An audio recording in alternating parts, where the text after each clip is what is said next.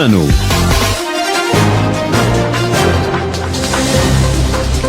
Sexta-feira, 31 de julho de 2020, o governo anuncia que Caruaru vai avançar no plano de convivência com a Covid-19. A cidade passa da etapa 4 para a etapa 6 a partir da próxima segunda-feira. Com isso, fica autorizada a reabertura de bares, restaurantes e academias. Por enquanto, feiras do Polo de Confecções do Agreste não avançam na retomada. Uma possível volta das atividades chegou a ser anunciada por alguns políticos para o dia 10 de agosto, mas ainda não foi confirmada pelo governador Paulo Câmara.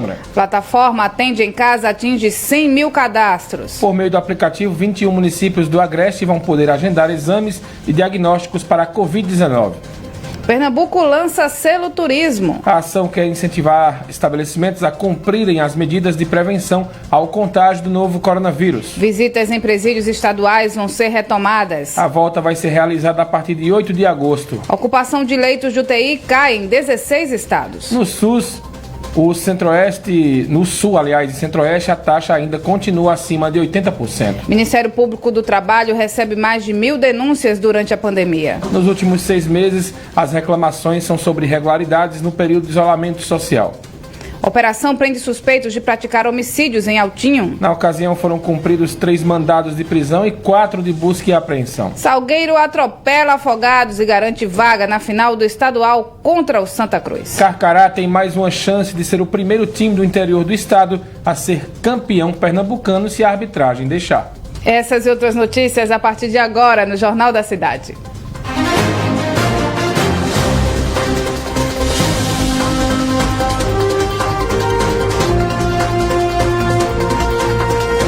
Jornal da Cidade.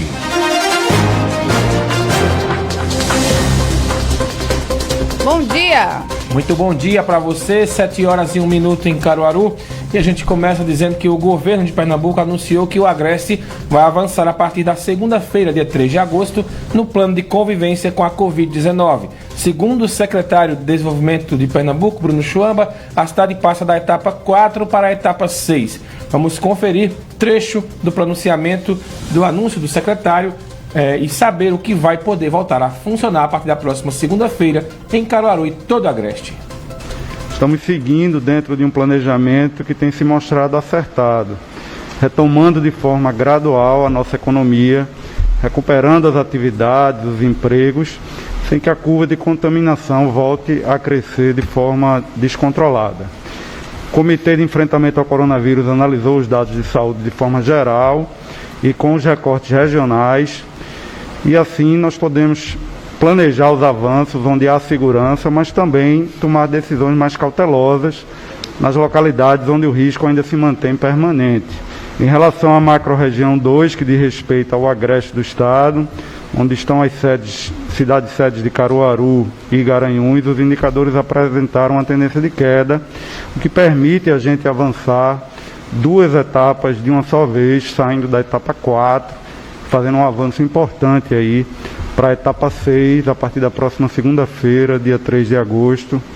E com isso poderão voltar a funcionar os serviços de escritório, com 50% de sua carga, capacidade de funcionários, 100% do efetivo do comércio de veículos e locadoras, assim como os serviços de alimentação, como restaurantes e lanchonetes, que vão voltar dentro dos novos protocolos, com 50% da capacidade e horário permitido entre as 6 e as 20 horas, assim como as academias de ginásticas e similares, que também vão poder voltar a receber os alunos com os protocolos específicos de funcionamento. Tudo bem, Mário. Então, autorizados a voltar a funcionar academias de ginástica, né, crossfits e estabelecimentos do tipo, e também bares e restaurantes, incluindo praça de alimentação, tá, Mário? Lembrando que seguem algumas regras, né? Por exemplo, bares e restaurantes. Um monte de regras. Só até 8 horas, estou falando só de horário. Só até 8 horas da noite, para você não achar que vai voltar ainda à normalidade. E ontem até num grupo de WhatsApp uma pessoa comentava, mas qual é o sentido de abrir um bar até 8 horas? O sentido é não aglomerar.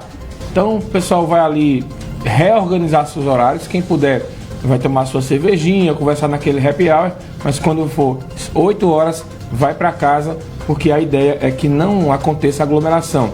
O mesmo vale para essas outras situações que estão sendo montadas, né? As academias, por exemplo, elas têm uma série de medidas restritivas para voltar a funcionar, com a cada 100 metros, por exemplo, 10 metros, aliás, um cliente, né, da academia, uma pessoa que está praticando exercício, enfim, uma série de medidas a gente vai esmiuçar aqui para vocês. Esmiuçar para vocês durante a nossa programação, porque é tanta coisa que de uma vez só fica difícil falar. Muita coisa. E em relação também aos bares, Mário, a intenção é que realmente seja, né, para quem gosta de um happy hour, um drink, uma coisa, porque você vai estendendo, as pessoas, principalmente quem consome álcool, vai consumindo, vai perdendo um pouco a responsabilidade dos cuidados, né, com a higiene, né, uns vão ficando inconvenientes, aí não vão entender que o estabelecimento não está funcionando em sua plenitude, enfim, essa é a questão do horário, inicialmente, né, de 8 horas, todo mundo acha super cedo, mas é realmente para o pessoal ir se acostumando,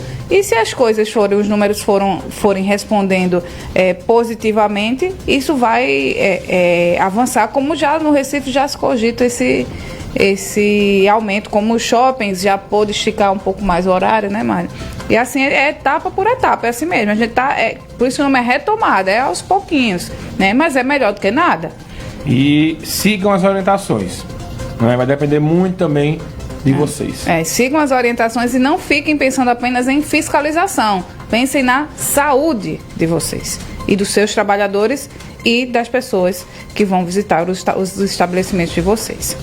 E a decisão foi comemorada por parlamentares pernambucanos, como o deputado estadual Eric Lessa, né? Alguns deputados essa semana, né, Mário, se movimentaram, o deputado Eric Lessa, o deputado Tonigel, em relação a essas questões aqui da região, e aí a gente vai trazer uma entrevista com eles, não, mas o pronunciamento que eles fizeram em relação a esse novo avanço de Caruaru e outras cidades da região. Vamos conferir. Bom dia, Renata Torres, muito bom dia, Mário Flávio, e a todos os ouvintes da Rádio Cidade.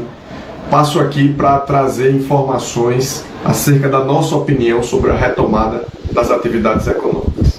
Nós articulamos, por meio da Comissão de Desenvolvimento Econômico e Turismo da Assembleia, várias reuniões, várias ações, várias atividades. Nos reunimos com representantes de bares e restaurantes, hamburguerias e lanchonetes, nos reunimos com sulanqueiros e continuamos realmente preocupados com essa perspectiva da queda tão significativa da quantidade de empregos detectada pelo CAGED, pelo IBGE no primeiro semestre de Caruaru. E nessa perspectiva nós podemos realmente buscar esse processo de articulação para trazer a sensibilidade por parte do Poder Público Estadual, junto à Secretaria de Desenvolvimento Econômico do Estado, junto à Secretaria de Saúde, para que houvesse a retomada das atividades econômicas, e a gente conclama a população, conclama os proprietários de bares, restaurantes, conclama a todos que vão retomar as atividades a partir da próxima segunda-feira,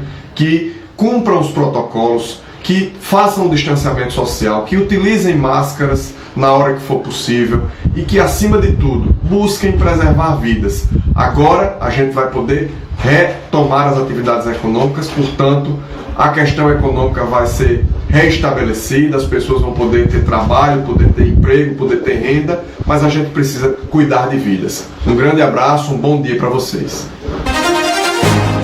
Bem, 7 e 8, e outra expectativa era que fosse divulgada a data da volta da Feira da Sulanca e demais feiras do Polo de Confecções do Agreste.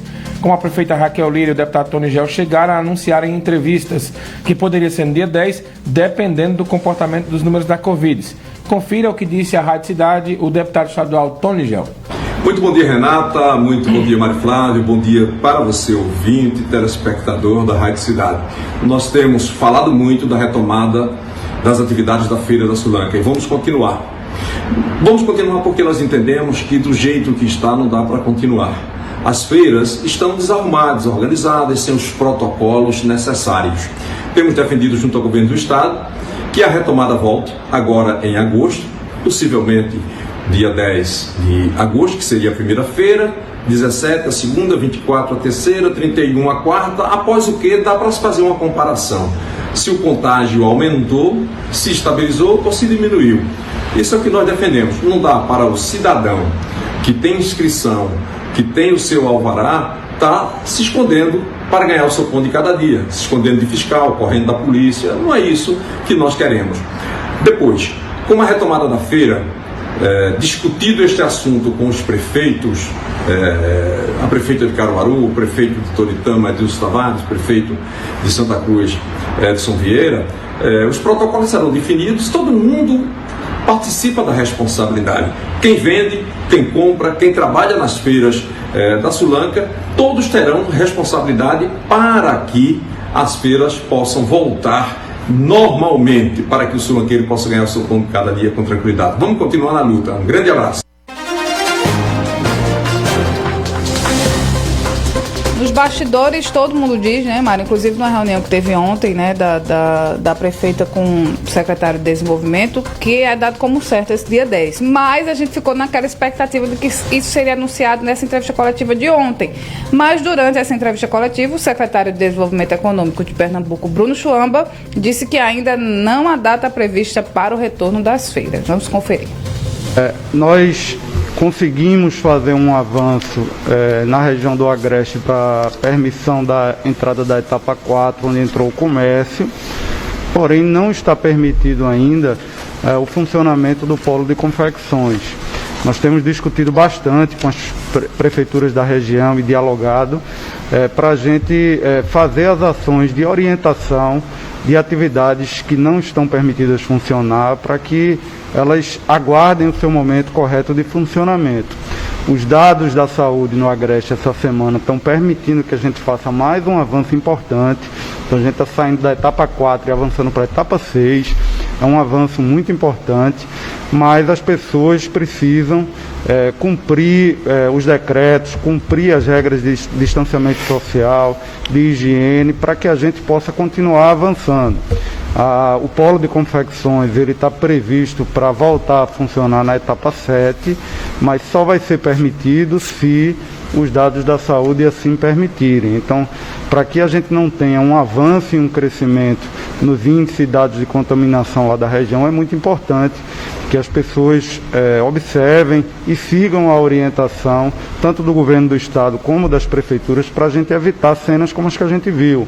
Hoje pela manhã tivemos a oportunidade de fazer mais uma reunião com os prefeitos da região e coordenamos uma série de ações de fiscalização e controle de quem está funcionando de forma irregular, para a gente poder melhorar essa fiscalização e evitar que cenas como aquela aconteçam, porque possivelmente aquele tipo de aglomeração pode provocar a contaminação e, em assim acontecendo, a gente não vai poder fazer avanço nas próximas etapas.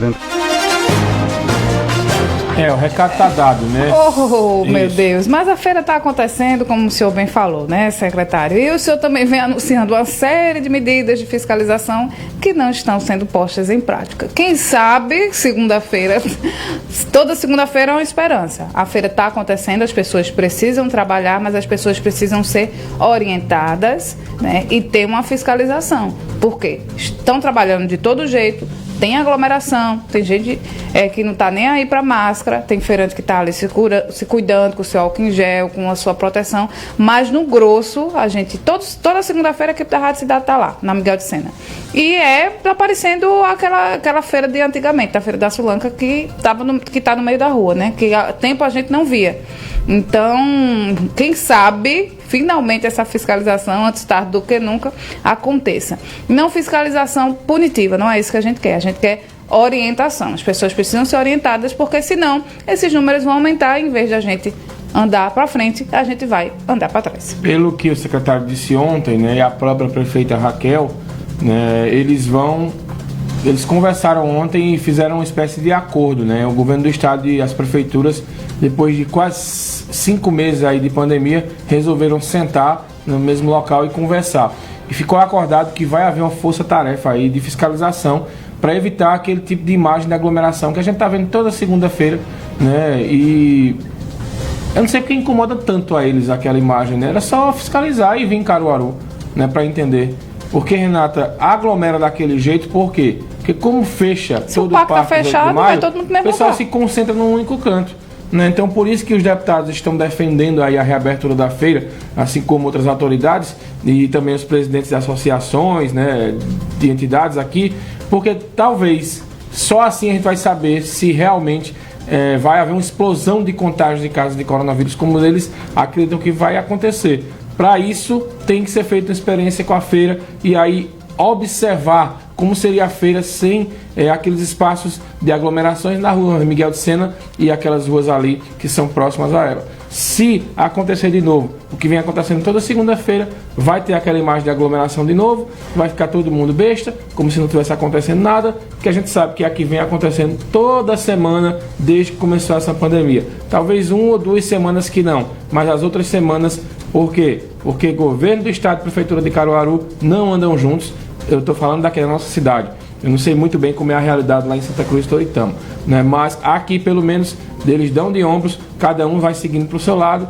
Pelo menos dessa vez, conseguiram sentar à mesa e conversar, a ver se batem um martelo aí no que diz respeito. Se, pelo que eu entendi, Renata, já existe um acordo para a feira abrir dia 10. Mas se eu tiver aquela imagem de aglomeração de novo, aquelas imagens, a feira não abre dia 10. 7 horas e 15 minutos, Mário. A plataforma Atende em Casa, ativa há 4 meses em Pernambuco, atingiu a marca de 100 mil pessoas cadastradas. O Atende em Casa, durante esse período, orientou mais de 10 mil pessoas a procurarem a unidade de saúde e quase 17.500 a ficarem em isolamento domiciliar. A plataforma assiste 96% dos municípios de Pernambuco, o que permite a utilização dela por cerca de 9 milhões de pessoas. Quem acessa a página após se cadastrar passa por uma avaliação inicial do quadro de saúde e em seguida recebe uma classificação de risco. Dependendo do estado de saúde, o paciente é orientado ou a procurar uma unidade de saúde ou a ficar em casa em isolamento. Nos 21 municípios que fazem parte da 5ª Gerência Estadual de Saúde, no Agreste, vão ser realizadas marcações para testes de diagnóstico da Covid. A liberação para a estação foi feita pela Secretaria de Saúde de Pernambuco, com o objetivo de ampliar a testagem no estado. Estão sendo ofertados testes do tipo RT-PCR, indicado para quem está com sintomas gripais até o 7º dia do início do quadro, podendo ser estendido até o 10º dia, caso persistam os sintomas. Também foram disponibilizados testes para pacientes que estão com os sintomas há mais de 7 dias ou com 3 dias do desaparecimento de sintomas. Os interessados em realizar os testes devem agendar o exame pela plataforma Atende em Casa. O serviço está disponível para as cidades de Águas Belas, Angelim, Bom Conselho, Brejão, Caetés, Calçado, além de Canhotinho, Capoeiras, Correntes, Garanhuns, Iati, Itaíba, Jucati, Jupi, bem como Lagoa do Ouro, Lagedo, Palmeirina, Paranatama, Saloá, São João e Terezinha. E foi lançado pela Secretaria de Turismo de Pernambuco com o objetivo de incentivar o cumprimento de medidas de prevenção ao novo coronavírus por estabelecimentos no estado, Selo Turismo. A ação também visa reconhecer os locais que cumprem as medidas de higiene e segurança. O setor foi dividido em 12 segmentos e cada um recebeu protocolos específicos. Os protocolos podem ser encontrados no site da Secretaria, o turismoseguro.pe.gov.br. O selo fornece um certificado digital para o estabelecimento que pode ser emitido pelo site. É necessário que o estabelecimento ou profissional tenha o cadastro ativo, baixar o protocolo para o setor em que atua e assinar um termo de compromisso. Com o selo, o estabelecimento pode passar por uma fiscalização que pode ser realizada pela Empresa de Turismo de Pernambuco, a Impetu, e também a Agência Pernambucana de Vigilância Sanitária. Muito bem, 7h18, vamos fazer um breve intervalo. Daqui a pouco a gente volta com mais informação aqui no seu Jornal da Cidade.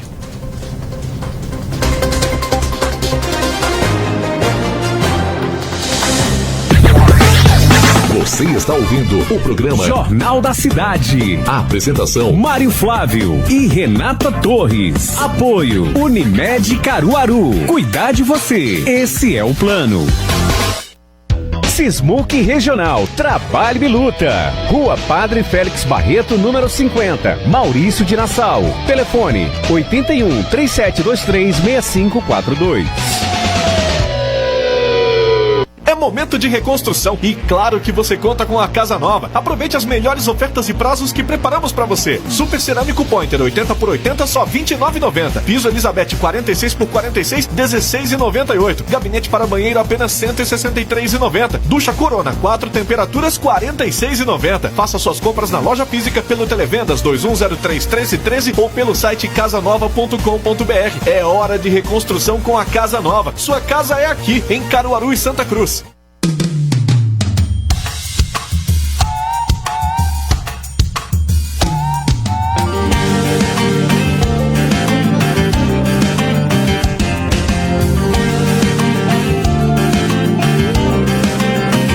A Rádio Cidade já está no ar, com muita música e informação.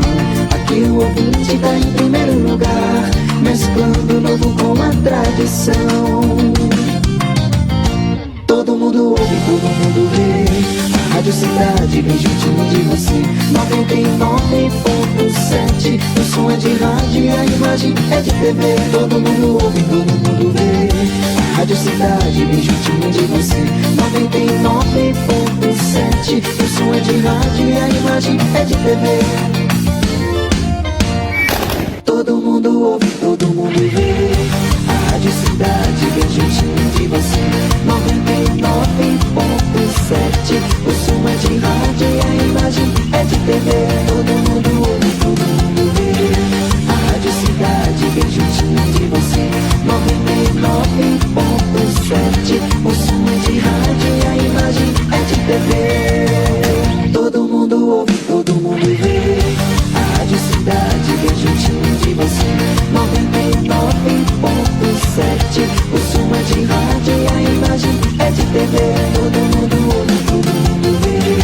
A Rádio Cidade bem juntinho de você.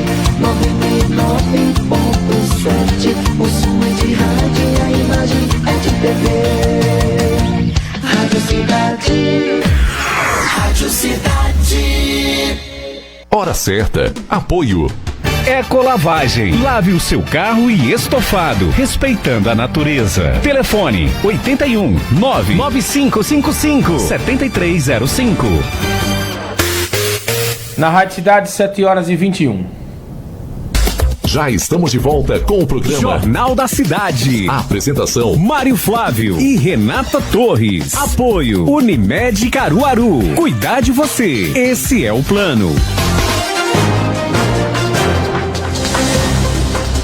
Muito bem, estamos de volta aqui no seu Jornal da Cidade. Pernambuco definiu um prazo para retomar as atividades em unidades prisionais do estado. As informações com Rodrigo Miranda. A partir do dia 8 de agosto serão permitidas visitas presenciais nos presídios de Pernambuco. O anúncio foi feito pelo secretário de Justiça e Direitos Humanos do estado, Pedro Eurico. Logo no início, a visita será a cada 15 dias. Cada detento receberá apenas uma pessoa que poderá entrar na unidade.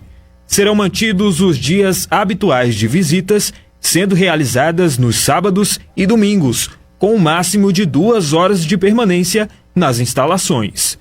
No entanto, as visitas íntimas seguem proibidas. O Dia dos Pais poderá ser comemorado entre os presos, mas a liberação não permite que crianças acessem aos presídios, nem gestantes e nem pessoas com idade acima de 60 anos. Rodrigo Miranda, Rádio Cidade, todo mundo ouve, todo mundo vê. 7h22. Um levantamento apontou que a taxa de ocupação de leitos de UTI em 16 estados vem caindo nos últimos 2 meses. Segundo o estudo, Amazonas, Rio de Janeiro, Pernambuco e Ceará, que chegaram próximo de um colapso de leitos, registraram uma queda consistente na demanda. Com essa diminuição, municípios como Manaus, no Amazonas, Jaboatão dos Guararapes, em Pernambuco, Rio de Janeiro e São Gonçalo, os dois no estado do Rio de Janeiro, desativaram hospitais de campanha. Em contrapartida, nas regiões Sul e Centro-Oeste, estados ainda enfrentam dificuldades em relação à ocupação de leitos. Estados como Mato Grosso, Goiás, Santa Catarina e Sergipe têm a taxa acima de 80% de ocupação. Mário. Verdade, preocupante ainda, viu? O Conselho Federal de Farmácia mediu o aumento de prescrição médica de cloroquina e hidroxicloroquina no Brasil. Segundo o Conselho, até maio deste ano, comparado com o mesmo período do ano passado, o crescimento de prescrição da cloroquina foi de mais de 600% e o de hidroxicloroquina 863%. No ano passado foram 238 prescrições de cloroquina até maio. Nos primeiros 5 meses deste ano foram 1.849 prescrições. Já a hidroxicloroquina pulou de 1.978 para 19.055 indicações médicas. Para o estudo foram utilizados os dados da plataforma MEMED, usada por médicos para fazer prescrição digital ao paciente. O sistema tinha em 2019 60 mil médicos cadastrados, número que dobrou em 2020. E o aumento nas prescrições também elevou as vendas do medicamento. No Brasil, o aumento foi de 49% da hidroxicloroquina entre janeiro e junho de 2020. Durante todo o ano de 2019, foram vendidas quase 463 mil unidades do remédio. Apenas nos primeiros 6 meses desse ano, foram mais de 693 mil unidades vendidas. E o principal garoto propaganda da hidroxicloroquina é o presidente Jair Bolsonaro. Ô, Renata, saiu agorinha um estudo, né, bem interessante aqui, eu vou ler rapidinho aqui, na estreia no ranking de transparência no combate à Covid-19 da Transparência Internacional, o Brasil, o governo federal aparece com um resultado insatisfatório. A pontuação é menor que a de todas as capitais brasileiras e de quase todas as unidades da federação. Com apenas 49 pontos, o nível de transparência das contratações emergenciais do Poder Executivo Federal no enfrentamento da pandemia é considerado regular, segundo a metodologia dessa avaliação. O dado também mostra que sua pontuação está significante abaixo da média obtida pelos municípios. Aqui rapidinho passando, a capital mais transparente no quesito aí investigado é João Pessoa, ficou em primeiro lugar. Macapá, Vitória, Belo Horizonte vem na sequência. O Recife aparece em 13º lugar aqui nesse ranking. E com relação aos estados, o mais transparente é o Ceará, aí vem Espírito Santo, Rondônia, Alagoas e Pernambuco aparece na 9ª posição. Nesses dois rankings, o governo federal aparece na penúltima posição. Vamos agora aos dados do coronavírus em Caruaru, Pernambuco e no Brasil. Caruaru confirmou 109 casos da doença. Segundo a Secretaria de Saúde, o município tem um total de 4.459 infecções. O número de mortes subiu para 234 e o de recuperados subiu também para 3.963. Já no estado, a Secretaria de Saúde registrou 1.858 novos casos da Covid-19. Agora, Pernambuco totaliza 93.373 casos já confirmados. Também foram confirmadas 42 novas mortes, ocorridas desde o dia 1º de maio. Com isso, o estado totaliza 6.526 mortes pela Covid-19. Os curados somam 69.073. De novo explicando essa história, né? Porque não são essas mortes não são 42 pessoas que morreram nas últimas 24 horas. É porque o Estado divulga por dia, mas é desde o dia 1º de maio. São pessoas que morreram, aí o teste demora para sair, né, da causa-morte. Então, quando vai confirmando é que os números vão sendo atualizados. É por isso que a Secretaria de Saúde, ela disse que os casos vêm diminuindo em relação à morte. Porque recentemente, mais na frente é que a gente vai ver, Renata, que esses dados eles vão realmente caindo. No Brasil, o Ministério da Saúde confirmou 1.721.560 pessoas infectadas, 88.539 mortes e 2.483.000 recuperados. Lembrando que o Brasil é o país com o maior número de recuperados em todo o mundo. 7h27, essa semana o número de denúncias recebidas pelo Ministério Público do Trabalho no Estado ultrapassou o total de 1.000 denúncias relacionadas à Covid. Durante toda a pandemia, o órgão recebeu 1.028 reclamações. As denúncias sobre a pandemia representam 56% dos registros do Ministério Público em Pernambuco, Ministério Público do Trabalho, tá? O período registrado é de 1º de março a 24 de julho. Junto com as denúncias de irregularidades trabalhistas, o Ministério Público do Trabalho em Pernambuco recebeu 1.820 denúncias. No mesmo período do ano passado, foram 1.321 reclamações. As unidades de saúde são as mais citadas nas denúncias, seguidas de empresas de terceirização. As principais queixas falam sobre condições sanitárias e conforto no local de trabalho, ou desconforto, indisponibilidade de EPIs e equipamentos de proteção coletivas, ou EPCs, atraso ou não ocorrência de pagamentos e jornada extraordinária em desacordo com a lei. 728, empréstimos para pequenas e médias empresas vão poder ser liberados via maquininha de cartão.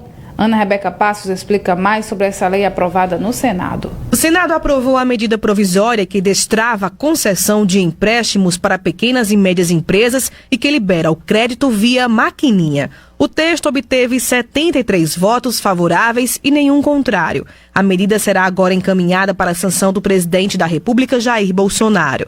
A medida cria o Programa Emergencial de Acesso a Crédito e é voltado a empresas que tenham registrado receita bruta anual maior que R$ 360 mil e menor ou igual a 300 milhões no ano passado. No Senado, a medida foi relatada pelo senador Marcos Rogério do DEM, que analisou 36 emendas apresentadas à proposta. Nenhuma delas foi acatada. Segundo ele, juntas, as cerca de 9 milhões de micro e pequenas empresas no país representam 27% do PIB. O crédito será operacionalizado pelo Fundo Garantidor para Investimentos, administrado pelo Banco Nacional de Desenvolvimento Econômico e Social, BNDES. A proposta permite que a União possa aumentar em 20 bilhões de reais a sua participação no fundo. Os valores não utilizados até 31 de dezembro de 2020 para garantia das operações ativas serão devolvidos à União por meio do resgate de cotas, até 60 dias após a emissão do parecer da auditoria independente do fundo referente a 2020. A medida provisória também cria o programa de crédito via maquininhas para micro e pequenas empresas. Esse empréstimo poderá ser concedido por adquirentes, como Cielo, Rede, PagSeguro e Stone, que estejam vinculados a uma instituição financeira autorizada pelo Banco Central. As operações de crédito contratadas no âmbito das maquininhas serão integralmente custeadas com os recursos da União, alocados para o programa. O risco de inadimplemento das operações de crédito e as eventuais perdas financeiras relativos ao programa também serão custeados pela União. Ana Rebeca Passos, Rádio Cidade. Todo mundo ouve, todo mundo vê. Obrigado, Ana Rebeca Passos. Olha, o decreto estadual que proíbe aulas presenciais em Pernambuco perde a validade hoje. O ensino presencial foi suspenso desde 18 de março por conta da pandemia. O governo de Pernambuco já divulgou um protocolo que deve ser seguido caso as aulas retornem, mas não definiu uma data para isso. As instituições de ensino cobram do Executivo cronograma do retorno. O Sindicato dos Estabelecimentos de Ensino de Pernambuco, o SINEP, defende que as escolas estão devidamente preparadas para reabrirem, esperando apenas a data.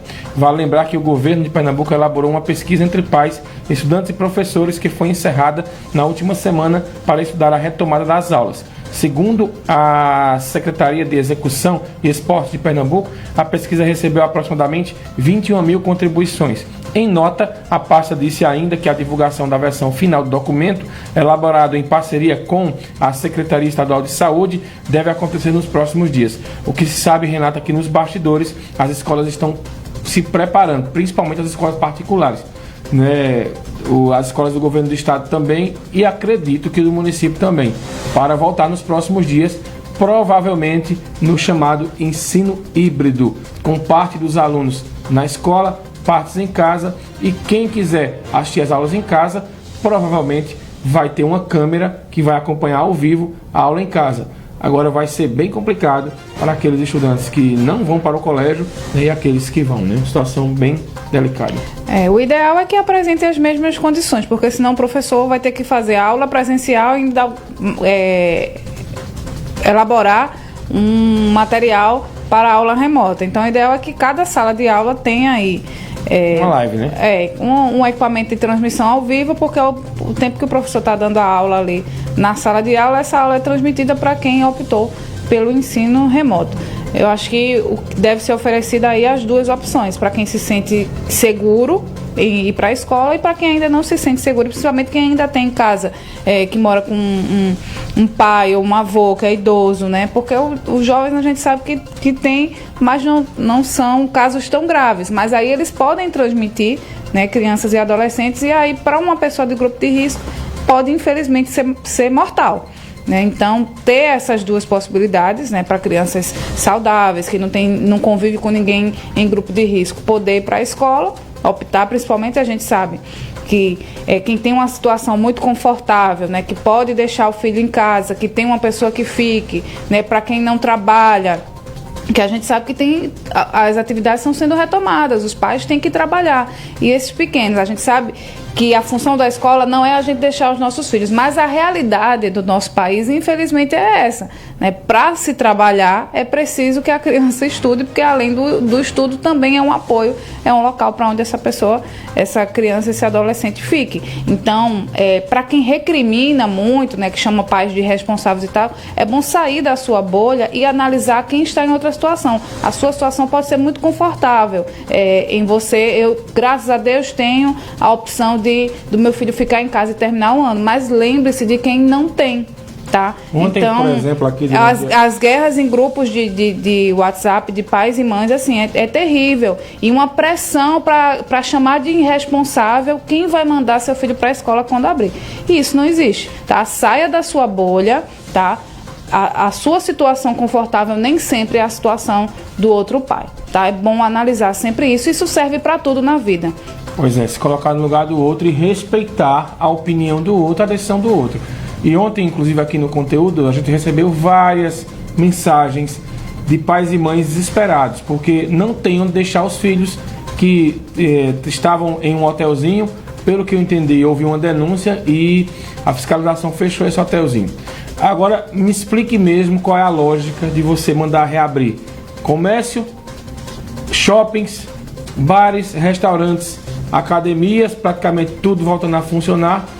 E como é que o pai e a mãe vai trabalhar se não tem onde deixar a criança? É aquela história, você é irresponsável se você manda para a escola, e você é irresponsável se você deixa o seu filho menor em casa e acontece alguma coisa com ele. Justamente. Por abandono de incapaz. Justamente. E aí, gente, o que você faria no lugar desses pais? Né?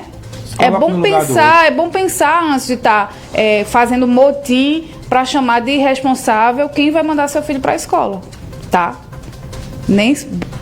Pare e pense, nem todo mundo tem a mesma situação confortável que a sua. Muito bem, 7h35, a UPE divulgou as datas do processo de ingresso 2021. Tiago Silva, da Rádio Clube de Pernambuco, traz as informações pra gente. A Comissão Permanente de Concursos Acadêmicos da Universidade de Pernambuco divulgou as datas das provas do processo de ingresso 2021 da instituição. As provas da terceira fase do sistema seriado de avaliação serão realizadas nos dias 4 e 5 de fevereiro, pela manhã. Já as provas da primeira e segunda fases acontecem nos dias 31 de janeiro e 1º de fevereiro, pela manhã e tarde, respectivamente. As inscrições para o processo, exclusivamente pela internet, serão realizadas de 17 de agosto a 20 de setembro, mediante o pagamento da taxa no valor de R$ 100. O período de solicitação de isenção para quem possui número de identificação social NIS será de 17 a 23 de agosto. Outras informações podem ser obtidas pelos telefones 81 3183 3660 e 3183 3791 ou pelo e-mail processodeingresso@upe.br. Repetindo o e-mail, processodeingresso@upe.br. Dos estúdios da Rádio Clube de Pernambuco, Tiago Silva para a Rádio Cidade. Todo mundo ouve, todo mundo vê.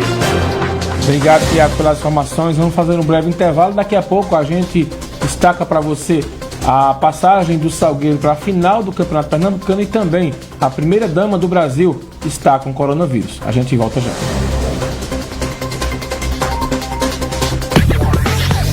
Você está ouvindo o programa Jornal da Cidade. A apresentação: Mário Flávio e Renata Torres. Apoio: Unimed Caruaru. Cuidar de você. Esse é o plano. Marketing digital, redes sociais, o que viralizou, os assuntos mais comentados na net, novos aplicativos para facilitar a nossa vida e tudo que é notícia sobre o mundo virtual. Você confere no Manda no Grupo. Manda no Grupo. Manda no Grupo. Com Débora Dias e Tiago Alves. Todo sábado, a partir do meio-dia, aqui na Rádio Cidade. Todo mundo ouve, todo mundo vê. Participe da promoção Indique e Ganhe da BrisaNet. Aqui a sua indicação vale desconto de até 100% na sua mensalidade. Para participar é muito fácil. Indique um amigo no site brisanet.com.br. Seu amigo assina e após a instalação, você garante o seu desconto. Quanto mais pessoas você indicar, mais descontos você ganha. Acesse nosso site ou ligue 0800 281 3017. BrisaNet, levando o mundo até você.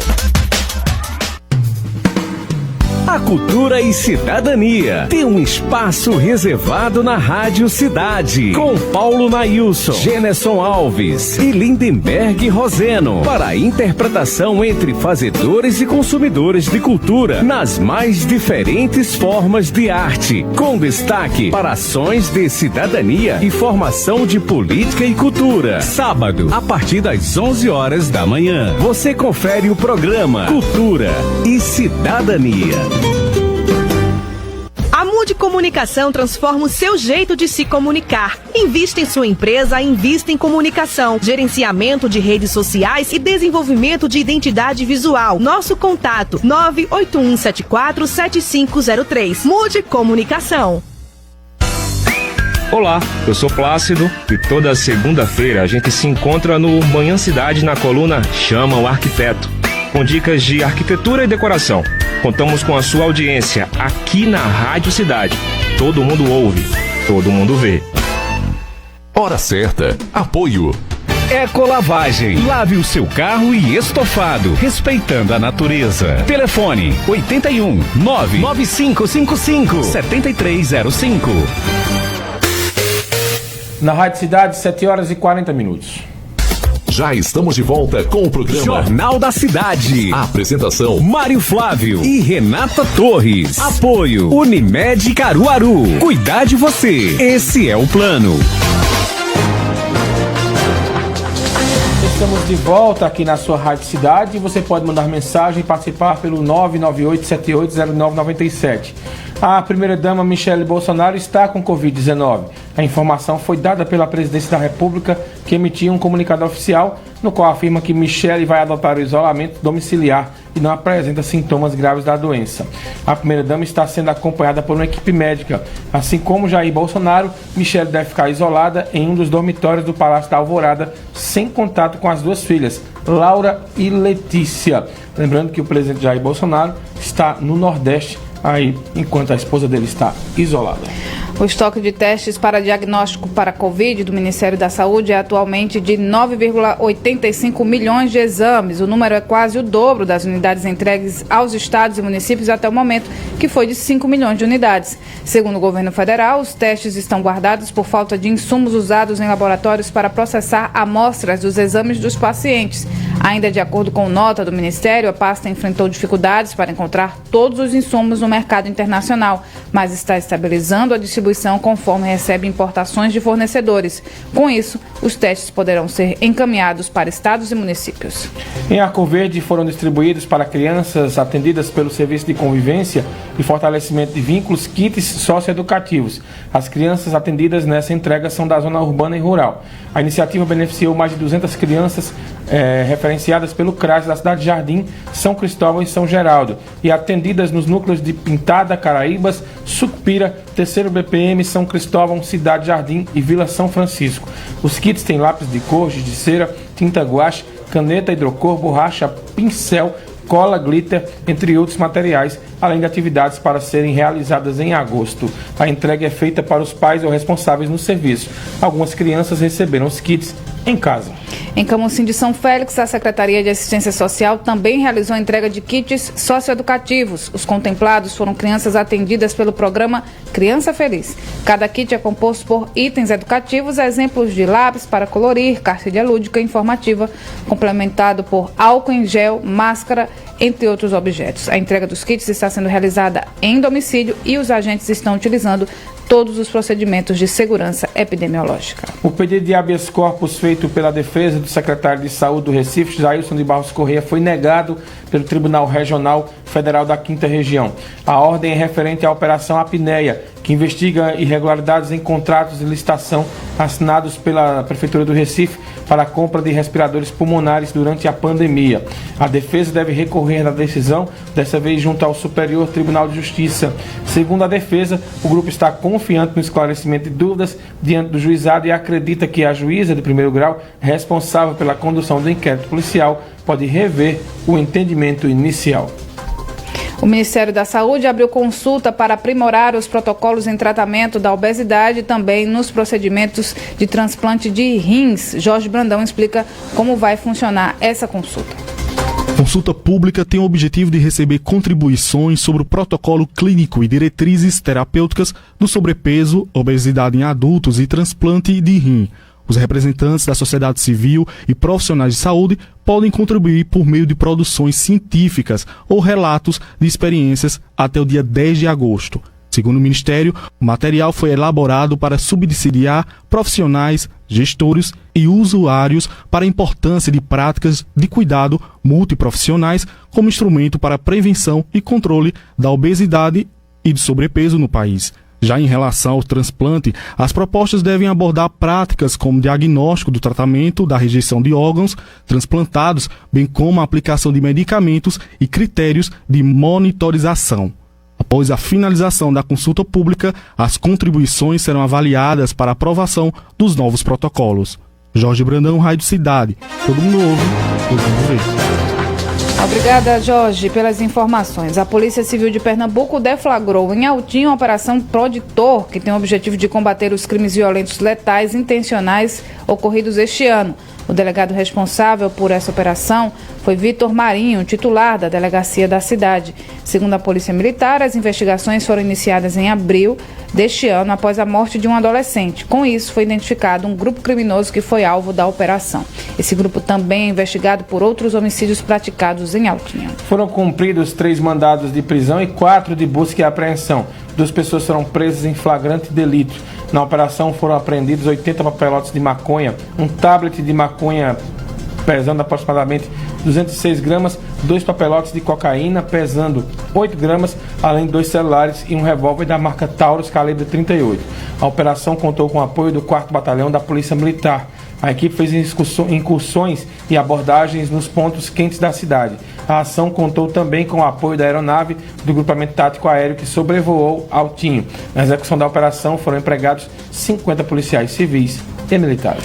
7h46, a Polícia Federal cumpriu 10 mandados de busca e apreensão expedidos pela 13ª Vara Federal do Recife na denominada Operação Coffee Break, um desdobramento da Operação Casa de Papel deflagrada no mês passado. Ontem, durante todo o dia, a gente falou sobre esse assunto aqui na Rádio Cidade. Vamos conferir os detalhes com o repórter João Neto. De acordo com as investigações, empresas eram beneficiadas com contratações milionárias avaliadas em mais de 40 milhões de reais. A investigação apura uma solicitação de vantagem indevida de um servidor do setor responsável pelos pagamentos. O convite para esse pagamento de propina foi disfarçado em um convite para um café. Daí o nome da operação Coffee Break. A Polícia Federal liberou alguns áudios repassados por aplicativos de mensagens envolvendo o servidor e o empresário, que, segundo a Polícia Federal, é o líder da organização criminosa. No primeiro áudio, o servidor convida o empresário para um café. Boa tarde, tudo certinho. Ó, esse aí da Rax, a gente consegue sentar quando? E o de papel tá correndo lá também. A gente consegue sentar quando para tomar um café. Olha, que chuva danada, pode anotar aí, que pelo menos assim, uns 5 municípios vão decretar estado de calamidade. O empresário confirma e manda o servidor separar um horário na agenda, que foi marcado numa quarta-feira. Quarta-feira, João. Vem um horário aí, quarta-feira, viu? Que a gente senta. Em outro áudio, o servidor indica que um pagamento no valor de R$54 mil foi feito. Boa noite. O Rax foi para banco hoje, tá? Eu mandei Juliana, disse a ela que era para aderir 100% toda a ata de papel. Porque ela não tava querendo só aderir, não tava querendo aderir 100%. Aí eu nem falei com o deputado, eu disse que era para aderir 100% da ata. Disse que ele tinha mandado.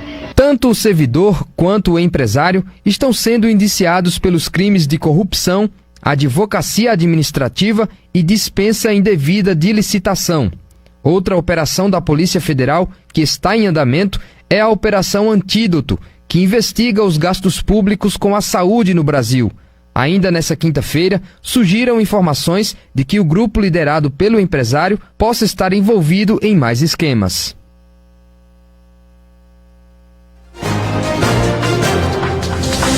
Em nota, a Alep esclareceu que todos os contratos firmados respeitam a legislação vigente e passam por um criterioso processo de avaliação e controle da Procuradoria e Auditoria da Casa. A Assembleia afirmou que está à disposição das instituições de fiscalização para colaborar com o esclarecimento dos fatos. Lembrando que nenhum gabinete dos 49 deputados foi alvo dessa operação. Foi alvo lá esse servidor aí e o setor de licitações da Casa. Talvez tenhamos desenrolar mais para frente, porque no áudio aí que o servidor estava indo tomar o café, por isso o nome da operação Coffee Break, ele citou a palavra deputado. Resta saber quem foi esse deputado.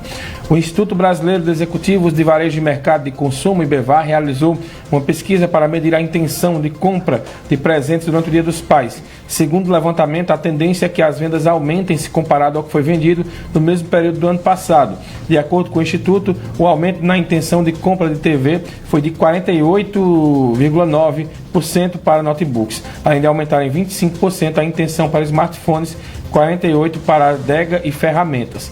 Para o presidente do IBEVAR, Cláudio Felizoni, o aumento pode ser justificado pelo crescimento de vendas online e a necessidade das pessoas que estão isoladas demonstrarem a presença e o vínculo afetivo. De acordo com a Petrobras, o preço da gasolina vai passar por uma redução nas refinarias. A redução é de 4%. No litro, o impacto vai ser de 6 centavos. A estatal não mexeu no preço do diesel. Desde 7 de maio, a companhia vem aumentando o valor da gasolina praticamente uma vez por semana. Essa é a primeira redução desde então. Antes do próximo reajuste, o valor acumulava queda de mais de 10% no ano. Só nos resta esperar se isso vai chegar às bombas. Vamos agora para a pauta 21 aqui. O Rio Ipojuca está passando por limpeza, que também contempla os canais em diversos bairros. Robson e Elson explica a finalidade desta ação. Os serviços de limpeza continuam acontecendo durante o ano todo e ganham reforço nos períodos chuvosos. Esta semana foi iniciada a limpeza de canais na Vila Kennedy e segue para os demais bairros da cidade, com atenção especial para o Rio Ipojuca. As equipes também realizam a remoção de entulhos, lixo e baronesas no Rio Ipojuca e nos canais que cortam os bairros. Essas ações previnem o aparecimento de muriçocas e reduzem os riscos de inundações. A população pode colaborar com o descarte correto do lixo através dos serviços de cata-treco e coleta seletiva, solicitados pelo telefone 3701-1455. Robson e Elson, Rádio Cidade, todo mundo ouve, todo mundo vê. Obrigado, Robson. E a Compesa instalou placas e advertência restringindo o trânsito de pessoas não autorizadas nas barragens de Pedro Moura, Júnior, Bituri, Taboca, Piaça, localizadas na cidade de Belo Jardim. Segundo a assessoria de imprensa da Compesa, a sinalização orienta ainda sobre a proibição das práticas de caça, pesca e banho nos locais. Além disso, na barragem de Pedro Moura também foram instalados portões. O objetivo dos portões é impedir o acesso da população às galerias, porque estava uma verdadeira farra por lá. E a Prefeitura de Riacho das Almas emitiu uma nota se declarando contra o fechamento do Fórum da Comarca do município. Segundo o texto, a decisão traz prejuízos à população local, uma vez que vai ser necessário se deslocar até Caruaru para ter acesso à justiça. O texto afirma que há 2 anos a Prefeitura do município tenta uma articulação com o Tribunal de Justiça para manter o fórum. Nesse tempo, segundo a gestão municipal, foram revertidas 2 decisões que previam o fechamento da comarca e assim ela foi mantida. Ainda de acordo com a Prefeitura, no momento a gestão expediu ofícios que foram enviados para o Governo do Estado, a Assembleia Legislativa, Procuradoria-Geral de Justiça, Tribunal de Justiça de Pernambuco, Ordem dos Advogados e a MUP, pedindo pela reversão da decisão. Até o momento não há respostas sobre os ofícios. A Câmara dos Deputados aprovou a medida provisória que libera o saque do FGTS no valor de um salário mínimo. Na MP foi incluído o dispositivo para permitir que trabalhadores com redução salarial ou contrato suspenso façam saque adicional. Agora a MP segue para o Senado e tem validade de 120 dias a partir de abril. Para não perder a validade, a medida tem que ser aprovada pelo Senado e sancionada pelo presidente Jair Bolsonaro. Vamos para a pauta 27. Mais uma Prefeitura do Agreste recebe certificação da Brinque. Laís Florencio tem os detalhes. A Prefeitura de Taquaritinga do Norte e o prefeito Ivanildo Mestre receberam da Fundação Abrinque o título de Prefeito Amigo da Criança.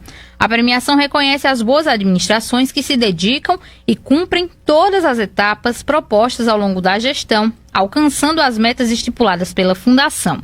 De acordo com o Observatório da Criança e do Adolescente, 9.852 crianças e adolescentes vivem em Taquaritinga do Norte. A Fundação Abrinque mobiliza e apoia tecnicamente os municípios e seus gestores com esse prêmio, visando a implantação de ações e políticas que resultem em avanços e transformações positivas na garantia dos direitos da criança e dos adolescentes. Laís Florencio, Rádio Cidade. Todo mundo ouve, todo mundo vê. Muito bem, Laís. E o primeiro Festival Virtual de Verso e Viola de Agrestina vai ser realizado no próximo domingo. Segundo a Secretaria de Cultura e Turismo, que está organizando o evento, o festival vai homenagear os artistas de repente do país prejudicados pela pandemia. As transmissões vão ser às 7 horas da noite nas redes sociais da Prefeitura de Agrestina. Vão se apresentar as duplas Sebastião Dias, Zé Carlos do Pajeú, Daniel Olímpio e Jair Olímpio, João Lourenço e Hipólito Moura, Zé Cardoso e Jorge Macedo e Raimundo Caetano e Raulino Silva. Quem também vai estar presente no festival são os declamadores Espingarda do Cordel, Gênerson Alves, que apresenta aqui o nosso Cultura e Cidadania, e Ponax Vila Nova, que é filho de Ivanildo Vila Nova, e vai ser apresentado por Raudênio Lima.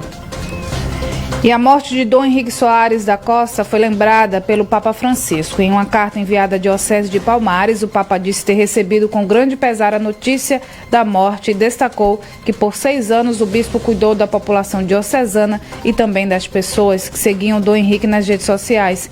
No comunicado, assinado pelo cardeal Pietro Parolin, secretário de Estado do Papa, é destacado também que Dom Henrique foi incansável na missão de honrar a memória de Deus.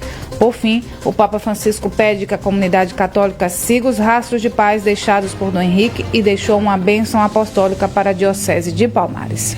Muito bem, Renata, vamos falar agora de futebol. Ontem teve a segunda semifinal do Campeonato Pernambucano. Salgueiro e Afogados entraram em campo em mais uma semifinal. E o Carcará levou a melhor. Não pôde acompanhar o jogo? Não se preocupe. Vanduí Braga traz agora os detalhes da partida que foi um massacre do Salgueiro para cima do Afogados. Bom dia, Vanduí. Bom dia, Mário. Bom dia, Renata. E um bom dia a todos que estão acompanhando o Jornal da Cidade. Ontem tivemos a segunda semifinal do Campeonato Pernambucano, o Clássico do Sertão, Salgueiro contra Afogados. A equipe do Salgueiro passou por cima do Afogados, vencendo por 3-0. Gols de Tarcísio, William Daltro e João Paulo. Assim, o Salgueiro vai reeditar a final do Campeonato Pernambucano de 2015 contra a equipe do Santa Cruz. É a terceira vez que o Carcará chega à final do Campeonato Pernambucano. Também garantiu sua vaga na Copa do Brasil, o título do interior pela 8ª vez e também já estava classificado para a Série D de 2021. Acompanhe todas as novidades do mundo dos esportes no Futebol na Cidade a partir das 5 da tarde. Vanduí Braga, Rádio Cidade. Todo mundo ouve, todo mundo vê. Valeu, Vanduí. Então, Renata, no próximo domingo, Salgueiro e Santa Cruz vão se enfrentar no primeiro jogo, domingo, e na quarta-feira que vem tem a segunda partida aí da decisão do Campeonato Pernambucano. A gente espera que as coisas ocorram bem, né? Porque pelo que jogou ontem o Salgueiro, o Santa Cruz vai ter muito trabalho aí para ser campeão. Vamos ver, né, se dessa vez teremos o primeiro campeão pernambucano do interior do estado. A torcida é grande. 7h57, vamos ficando por aqui, Mário Flávio? Vamos lá, aqui registrando a Maria de Lourdes, mandando mensagem pra gente, também a Neide Motorista, Didi Sobreira, a Geneuza Ramalho, mandou um áudio aqui pra Renata. A Renata vai ouvir aqui na passagem de um programa pro outro. Também aqui mandando mensagem o Silvio José e o Jadeilton. E o Generson Douglas mandou aqui falando sobre a reabertura, né? Claro, fica em casa e aí ninguém produz. Isso já era previsto. É a opinião aí do Jefferson Douglas. A Rádio Cidade, emissora do grupo AJS de Comunicação, o Jornal da Cidade tem a edição de Laís Florencio, a produção é de Ana Rebeca Passos e Jorge Brandão, a edição de áudio e imagens é de Wesley Kedmo e Paulo Silva, os trabalhos técnicos de Wagner Alex, Fábio Belo e Márcio Diego, a criação visual é de Rodrigo Miranda, a direção de produção e programação é do Mário Flávio e a direção de jornalismo é de Renata Torres. A direção administrativa é de Rodolfo Silva e a direção geral é de Adolfo José. Tenham todos um ótimo dia. Não sai daí que a gente volta bem rapidinho. Vai trocar de roupa bem ligeirinho para começar o Manhã Cidade. Você ouviu na Rádio Cidade o programa Jornal da Cidade. A apresentação Mário Flávio e Renata Torres. Apoio Unimed Caruaru. Cuidar de você. Esse é o plano. ZYI 785